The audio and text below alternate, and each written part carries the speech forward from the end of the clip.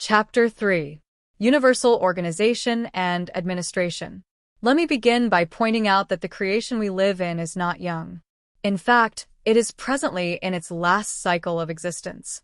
Therefore, advanced civilizations who have had deep space travel capabilities for many thousands of years have already explored and mapped essentially the entire physical universe.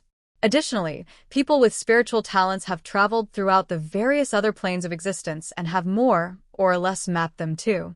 Everyone who journeys to the inner world sees certain predictable landmarks, and these are given in various books, so that people doing out-of-body travel for the first time can tell where they are. The planes have distinctive features and also characteristic skies. Just as we see a blue sky here on Earth, so the residents of the astral world see a pink sky, and so on.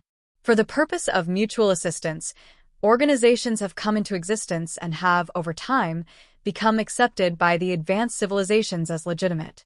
When the Earth planet is reclassified as an advanced civilization, it will have no choice but to also accept these pre-existing organizations and abide by their rules and regulations. Outright refusal and defiance will result in the certain destruction of the planet. There are three main divisions of Universal Administration. IOC. The IOC is primarily a spiritual organization. The middle O is the symbol for soul, whose members include spiritual personnel such as spiritual masters and spiritual officers. Additionally, it includes saints and the plane lords of the 7 spiritual planes below the 12th vector. IUC. The IUC, Interuniverse Council, consists of the plane lords of the 4 planes of the lower creation and representatives from the various planes. IUC activities include working on interdimensional problems. For example, tracking down and dealing with sorcerers who are stealing human bodies and giving them, selling is more accurate, there is big money in this, to astral entities so that they do not have to wait and follow the established protocol for their next human incarnation. IGC.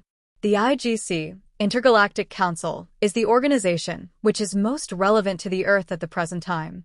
It is primarily a physical service, i.e., its members are human beings.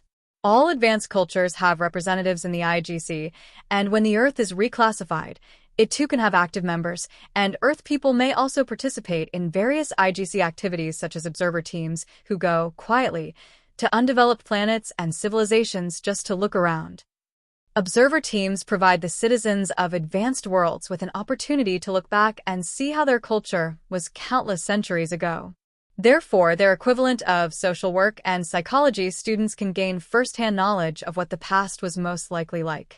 Additionally, IGC is the FAA-3 of deep space and regulates the interspatial zone and licenses spacecraft capable of accelerated time travel. It is essentially impossible to get anywhere without using accelerated time technology, so simple ships, such as the garbage cans with bottle rockets tied to them that the U.S. government presently uses in its space program, do not come under any IGC regulation. For access to the interspatial zone, a planet must have at least an N3 sophistication rating, and the planet Earth does not meet these qualifications at the present time. IGC enforcement is the police force of the physical universe. It can arrest people who violate the accepted standards for conduct, which we have discussed elsewhere, and administer justice. In its history, the physical universe has, at times, been a quite violent place as emerging cultures first discovered space travel and began interacting with one another. However, things have quieted down considerably now, and the various advanced civilizations generally live in peace and have many mutual cooperation projects. They trade with each other, such as in raw materials. For example, the special alloys used to manufacture deep space vehicles may not be available on all planets and may have to be imported. Also, some planets may prefer to simply buy space vehicles from a manufacturing planet whose technology is felt to be superior. The primary product produced by the planet Earth is food. Enough food is produced by Earth to feed its population 3 times.